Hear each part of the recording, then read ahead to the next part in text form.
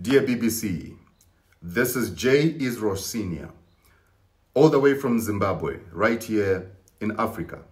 In response to your recent documentary scrutinizing the character of the late African prophet TB Joshua, I deem it necessary today to articulate my sentiments and forewarn you of some impending truths that I shall unveil in due course. The individuals purported to be victims whose narratives were presented are not unknown to me. These are people that I know, and I assert my readiness to shed light on their testimonies because some of them are just liars who are looking for cheap social media popularity. The portrayal of TB Joshua as a malevolent and heinous entity accused of severe crimes against humanity compels me to invoke some biblical principles of fairness and compassion, urging a refraining from precipitous judgments. The Bible in the book of Romans chapter 2 verse number 1 says, "You therefore have no excuse, you who pass judgment on someone else, for at whatever point you judge another, you are also condemning yourself, because you who pass judgment do the same things." The so-called victims that you see speaking out, trust me, they also have their own flaws and their own imperfections.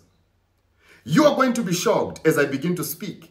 While acknowledging that scrutiny is applicable to all, it is very imperative to approach such matters with due diligence and impartiality, avoiding narratives that perpetuate stereotypes, especially when the individual in question is no longer able to defend himself.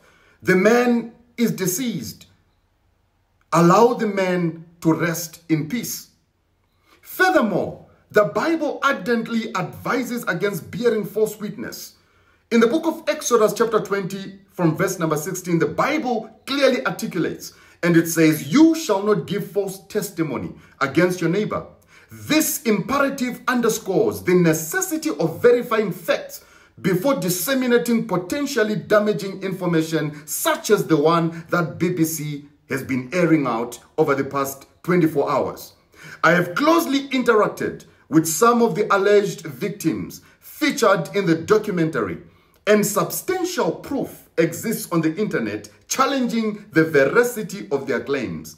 It is incumbent upon us to contemplate the evidence presented critically so. For instance, my interview with Sihle Sibisi of the Kwanele Foundation, one of the purported victims, reveals certain discrepancies in her statements about Prophet TB Joshua. And there is a lot I have to say about this individual. A call for authenticity could be met by requesting at least just one picture, photographic evidence of her interactions with the late Prophet TB Joshua. If Sihle can provide at least one picture of herself. Anyway, Bisola, another victim again, who went ahead and even authored a book. Her apparent bitterness emanates only from one thing. There is an unfulfilled personal desire rather than a genuine grievance against the late Prophet TB Joshua. This is somebody who wanted to be married by the late Prophet TB Joshua and it never happened. I have spoken to Bisola. This is somebody that I know. In considering the allegations against Prophet TB Joshua, Matthew chapter 7 verse number 1 says, "Do not judge, or you too will be judged. For in the same way you judge others, you will be judged. And with the measure you use, it will be measured to you." Now, this scriptural guidance advocates for a measured introspective approach when assessing the actions and character of others. Fairness dictates that we recognize the inherent flaws in every human being because nobody is perfect. Only Jesus was perfect. Romans chapter 3:23 says, "For all have sinned and fallen short of the glory of God." It is paramount to maintain a balanced perspective that acknowledges both the strengths and imperfections of individuals. Addressing wrongdoing is very essential. Trust me on this. But the pursuit of truth demands sensitivity and a commitment to ethical journalism. BBC has failed dismally. Proverbs chapter 18 verse 17 says, The first to present their case seems right until another comes forward and questions them. I have come forward, cautioning against precipitous conclusions based on one-sided narratives. It is very, very, very, very important to listen very carefully to what I'm saying. Now, moreover, the credentials of an individual known as Solomon Isang Ashoms, purporting to be a journalist and going around masquerading as an investigating journalist, must be scrutinized. A demand for evidence of his journalistic education is warranted, as substantiated claims risk compromising the integrity of the journalistic profession. Solomon is not a journalist, never has been a journalist. He is just a man who has an iPhone and he knows how to sit in front of a phone and lie. Regrettably, my respect for the BBC has waned due to what appears to be a lack of integrity in presenting unverified narratives on camera under the guise of speaking out. Really? BBC, this is a disappointment of the highest order.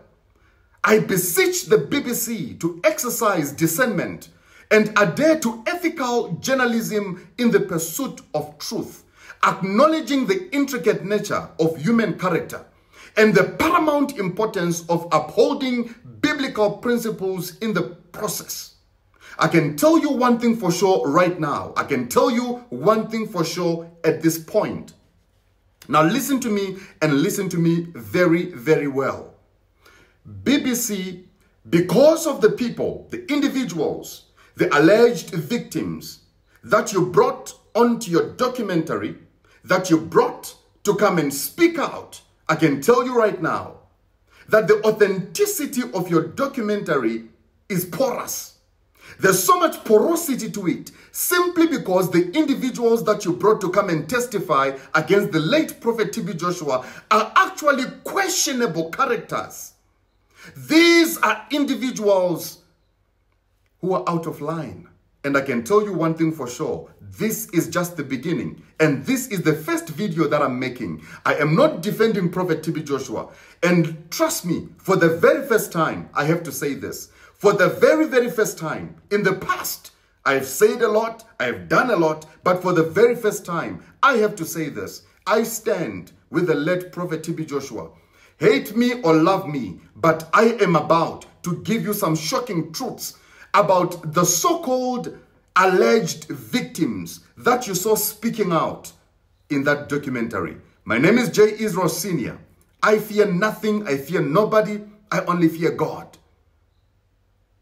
This is just the beginning. It's about to go down.